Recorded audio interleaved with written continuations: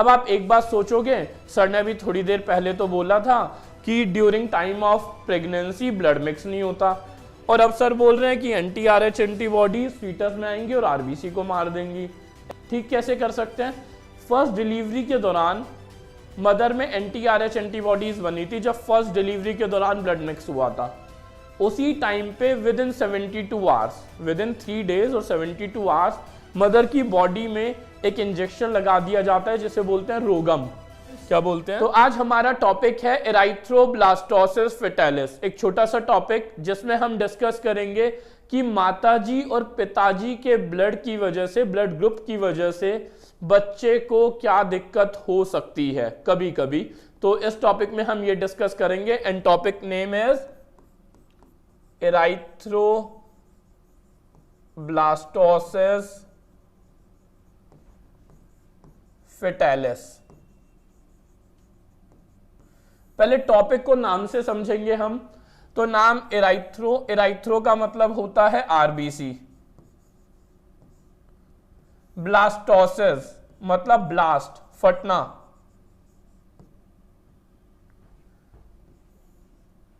Fetalis means foetus. तो अगर foetus के आरबीसी फट जाए किसी रीजन की वजह से तो उस कंडीशन को बोलते हैं एराइथ्रोब्लास्टोसिस फेटालिस। ये कब हो सकती है, कैसे होती है, हम उसका डिस्कशन स्टार्ट कर रहे हैं, तो ध्यान से सुनिएगा। तो सबसे जरूरी कंडीशन,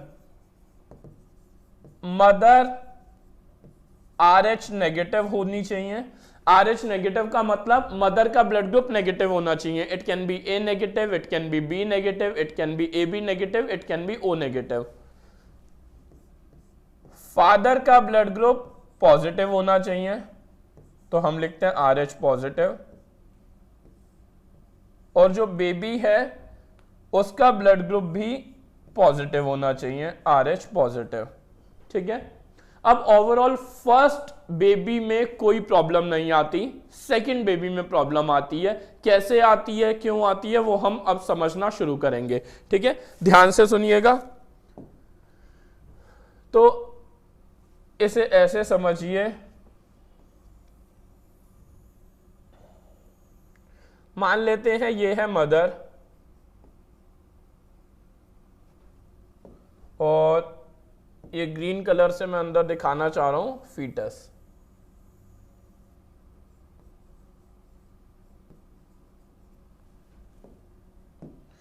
मदर का ब्लड ग्रुप हमने लिया है RH नेगेटिव और फीटस का ब्लड ग्रुप हमने लिया है RH पॉजिटिव। इसके अलावा और कोई भी कंडीशन हो एराइथ्रोब्लास्टोसिस फेटालिस नहीं होगा। सिर्फ ये एक लौती कंडीशन है जिसमें ये बीमारी होती है, दैट इज एराइथ्रोब्लास्टोसिस फेटालिस। तो मदर का ब्लड ग्रुप लिया है हमने RH नेगेटिव, ये देखिए, और फादर का लिया है RH पॉजिटिव और बेबी का, फीटस का RH पॉजिटिव। ठीक है। तो फर्स्ट प्रेगनेंसी के दौरान प्रेगनेंसी नॉर्मल होगी, प्रेगनेंसी के दौरान ब्लड मिक्सिंग होती नहीं है, तो कोई टेंशन वाली बात ही नहीं है। लेकिन eight the time of delivery, यहां पे लिख रहा हूं मैं, eight the time of delivery थोड़ा बहुत ब्लड मिक्स हो सकता है।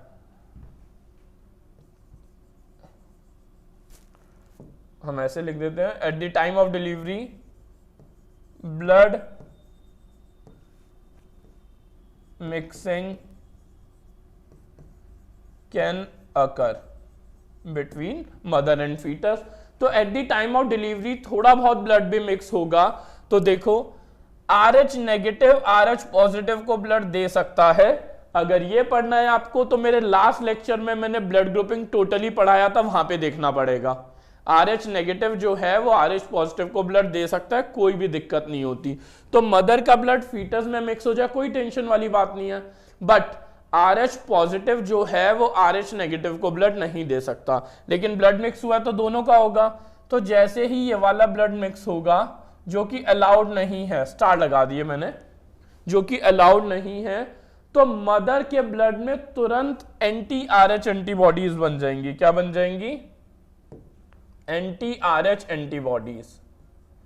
Anti RH antibodies. देखो RH नेगेटिव तो RH पॉजिटिव को दे ही सकता है, तो at the time of delivery blood mix हुआ, थोड़ा सा ब्लड मदर से बेबी में चला गया, कोई दिक्कत नहीं हुई क्योंकि नेगेटिव पॉजिटिव को दे सकता है, लेकिन थोड़ा सा ब्लड बेबी से मदर में गया, थोड़ा सा ब्लड बेबी से मदर में गया, तो मदर को दिक्कत हुई क्योंकि RH पॉजिटिव RH नेगेटिव को ब्लड नहीं दे सकता, तो मदर ने फटाफट, मदर के ब्लड ने एंटी RH एंटीबॉडीज बना के रेडी कर दी।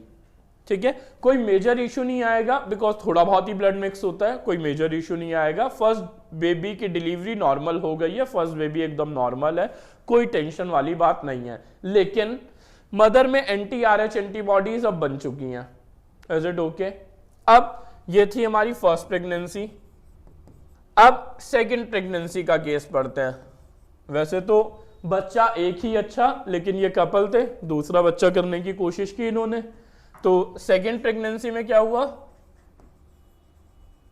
अब देखिए इधर, ये मैंने दोबारा दिखाई मदर, और मदर का ब्लड है RH कौन सा, नेगेटिव, प्लस मदर के पास फर्स्ट प्रेगनेंसी के दौरान, फर्स्ट डिलीवरी के दौरान एंटी RH एंटीबॉडीज बन चुकी है। तो यहां पे मैं लिख रहा हूं एंटी RH एंटीबॉडीज।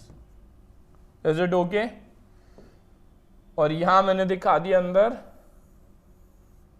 फीटस, और फीटस का ब्लड RH पॉजिटिव हुआ। अब ध्यान से सुनिएगा, सेकेंड बेबी इन्होंने किया, ट्राई किया कपल ने सेकेंड बेबी, अगर सेकेंड बेबी RH पॉजिटिव होगा तो ही दिक्कत आएगी। अगर second baby coincidentally RH negative हुआ तो कोई इशू ही नहीं है, अभी समझ आ जाएगा आपको।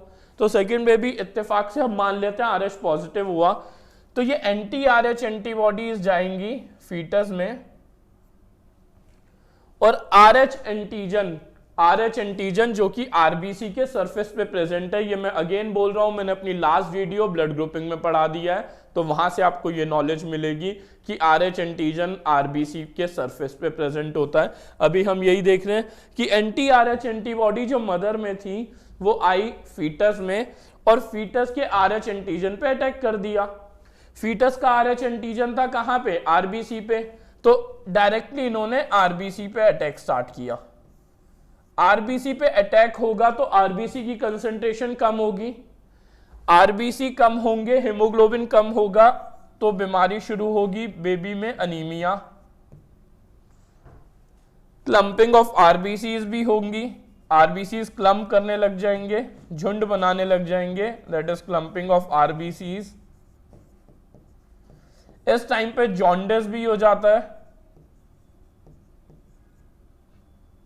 एक्सेट्रा। अब जॉन्डिस का रीजन क्या, एनसीईआरटी में नहीं दे रखा, लेकिन जॉन्डिस का रीजन होता है आरबीसीज में बिलिरुबिन पिगमेंट होता है, तो आरबीसी जब फटते हैं तो वो बिलिरुबिन पिगमेंट रिलीज हो जाता है, ब्लड में उसका अमाउंट कंसंट्रेशन बढ़ेगी, उससे जॉन्डिस होता है। वो एक अलग टॉपिक में पढ़ा दूंगा मैं, अभी उसके लिए बेसिक है ये, ठीक है।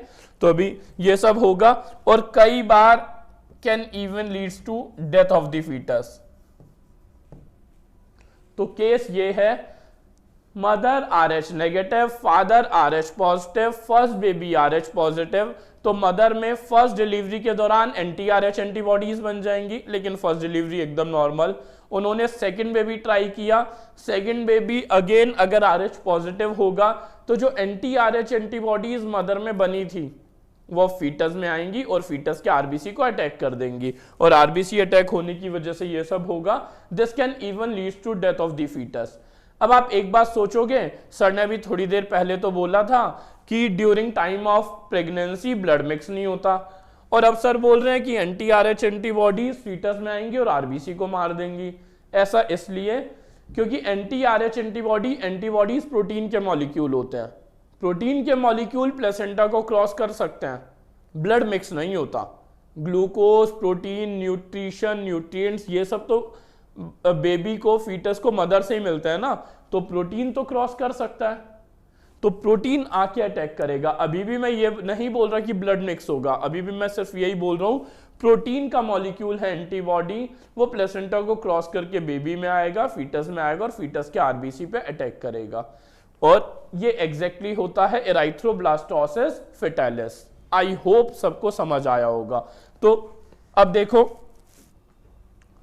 अगर मदर RH नेगेटिव है, ये मदर लिख दिया मैंने, और फादर RH पॉजिटिव है, तो एक बेबी, फर्स्ट बेबी अगर RH पॉजिटिव है तो उसे कोई हार्म नहीं होगा, no harm. But condition anti RH antibodies बन चुकी है मदर की बॉडी में। अगर सेकेंड बेबी RH पॉजिटिव है तो एग्जैक्टली हार्म इसे होगा। लेकिन अगर सेकेंड बेबी RH नेगेटिव होता तो नो हार्म, बिकॉज एंटी-RH एंटीबॉडीज तो सिर्फ RH एंटीजन को मार सकती है ना। अगर इस पे RH एंटीजन होता ही नहीं तो मारती किसे, तो कोई दिक्कत वाली बात थी नहीं। Is it okay? तो ये कंसेप्ट बनते हैं total. Okay, I hope you understand. अब इसमें एक कंडीशन और है कि हम इसे ठीक भी कर सकते हैं। ठीक कैसे कर सकते हैं? फर्स्ट डिलीवरी के दौरान मदर में एंटी-RH एंटीबॉडीज बनी थी। जब फर्स्ट डिलीवरी के दौरान ब्लड मिक्स हुआ था, उसी टाइम पे with in 72 hours, with in 3 days और 72 आवर्स मदर की बॉडी में एक इंजेक्शन लगा दिया जाता है जिसे बोलते हैं रोगम। क्या बोलते हैं? रोगम। ये जो इंजेक्शन होता है इट इज एंटी-RH एंटीबॉडीज। मींस जो एंटी-RH एंटीबॉडीज मदर के ब्लड में बनी हैं during the time of first delivery, ये इंजेक्शन उन्हें मार देगा। इसीलिए नाम क्या लिखा है मैंने? एंटी-RH एंटीबॉडीज। तो वो एंटीबॉडीज अगर जब भी डिस्ट्रॉय हो गई तो फिर जिंदगी भर की प्रॉब्लम सॉल्व, फिर सेकेंड बेबी में कोई दिक्कत ही नहीं आएगी, चाहे वो RH पॉजिटिव भी क्यों ना हो। Is it okay? तो ये टोटली कंसेप्ट था एराइथ्रोब्लास्टोसिस फेटालिस का। तो अब आप लोगों को शायद ये भी अंदाजा होगा, दुनिया में कोई कोई ऐसे भी होते हैं जिनका एक ही बेबी होता है, और अगर उनका ब्लड ग्रुप, पेरेंट्स का ब्लड ग्रुप मदर का RH नेगेटिव, फादर का RH पॉजिटिव और बेबी का RH पॉजिटिव है, तो इसका मतलब यही होता है कि डॉक्टर ने उन्हें सजेस्ट किया है कि आप सेकंड बेबी ना करो, क्योंकि it can leads to death of the second baby, erythroblastosis fetalis. Is it okay? सारी बातों को आपस में कनेक्ट करके सोचिएगा एराइथ्रोब्लास्टोसिस फेटालिस के बारे में। तो आई होप बच्चे सबको एराइथ्रोब्लास्टोसिस फेटालिस के बारे में समझ आ गया होगा। कोई भी आपका डाउट हो you can ask in the comment section. Thank you so much. Next video में अगेन मिलते हैं। Bye bye, take care, god bless you.